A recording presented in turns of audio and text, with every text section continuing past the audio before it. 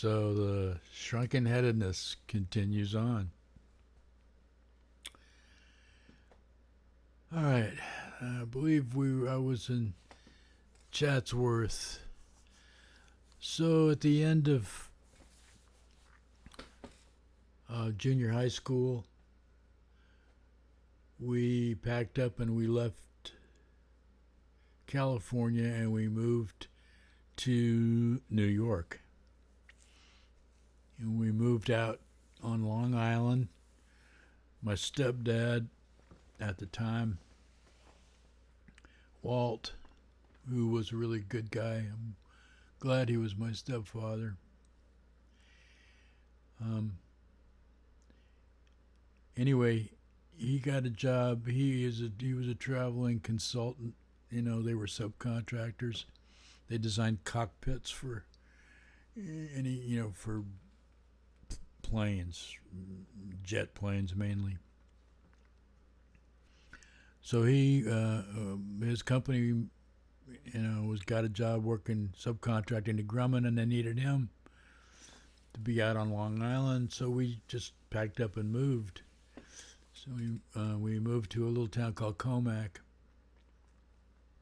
Now I still hadn't gotten into um, bands yet, but I had started playing the guitar. I had my first guitar lessons back. I was about 12 years old, living back in the San Fernando Valley. Anyway, um, that was an eventful year. It was the same year that um, Kennedy was shot. I was in the ninth grade. Um, I met the Four Tops.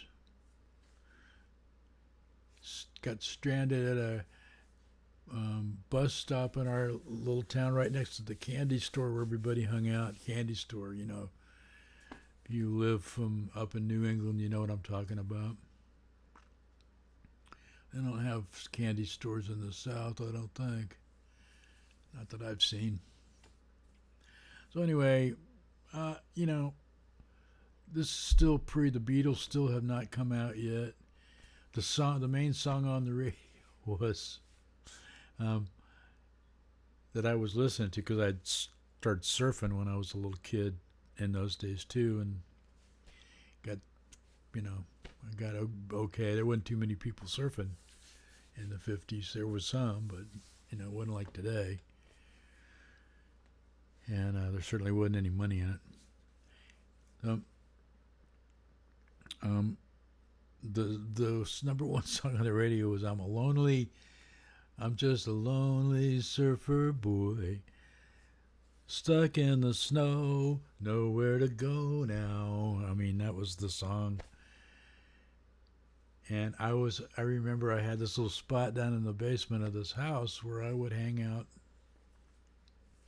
and do all my, do your little teenage boy things. And I had a little radio down there, and I do my homework down there when I did homework. I still drew a lot. I always drew a lot. My younger brother Rob, he was really the artist, and actually beyond him, my stepdad Walt was a great artist and cartoonist, and my little brother Alex, who, if anybody ever sees him, whatever. I haven't seen him in years. He hasn't bothered to call me or anything. I don't, but he was a great cartoonist. We were all pretty good at doing that. Got way more into, at that time I was getting into thinking about playing in bands. So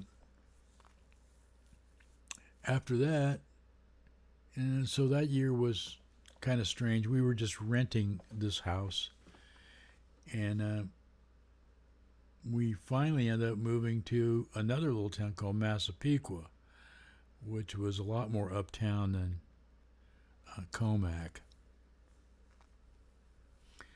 When we had a house, it was like right on a canal, right near the water.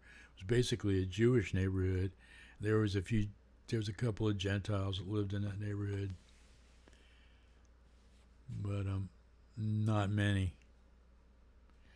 So during that time was my first attempt, and I believe I was in the beginning of the end of the ninth grade, something like that, or the summer in between the ninth and 10th grade.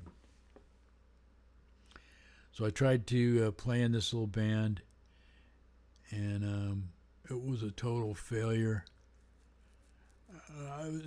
Just really, really, really a failure.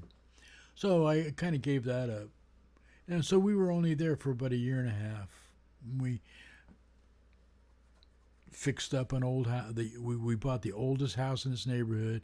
We fixed it up, and then we moved again. Only we moved back down to Virginia, where I started out in the first place. Right in Fairfax County, and we moved to. When I say the first place, I mean this, my first memories were living on a little farm in Fairfax County, and I also spent a couple of 2 or 3 years living with a Seventh-day Adventist family from Pennsylvania that had a little farm there when my parents got divorced. Anyway, so now I'm in Massapequa. I've tried to be in a band but failed. I'm still actually from time to time, like when I doodle and stuff, I draw lots of things. I would draw cars, and I would draw surfboards and stuff. By then I was into like Murph the Surf, which was a cartoon guy from Surfer magazine, and I would draw a lot of him or characters like him, only kind of greaser looking guys, and they'd have their board, and that was fun. And but I never forgot about the Shrunken Head from being a little kid. So I was always doodling Shrunken Heads, in my schoolwork, or they'd be on the side of a Shrunken Head, or I would have one of my standard things was a picture of Murph the Surf with a shrunken head instead of his like greasy little beer belly thing that he was. As I'm recalling now, and I spent so many years, I could be mixing up characters really. So, as many experiences I had in Massapequa, I'm going to try to keep this all on the Shrunken Heads thing. And also during this time, somewhere in there, I was, I've always been like a TV freak ever since it came out. And I remember when it first came out, at least to me, I was about 7 years old. And I watched an old Bela Lugosi movie that had Shrunken Heads in it, as I recall. And there was also, who's that other, more recent, he did a bunch of Edgar Allan Poe movies. Vincent Price. He had a Shrunken Head game, and I think I even got that Shrunken Head game because my parents knew that I liked Shrunken Heads. Okay, so we've been to California, we've been to New York, and I just moved back down to Virginia. So I'm going to stop there for this episode of Shrunken Heads Ness, and I'll catch you later.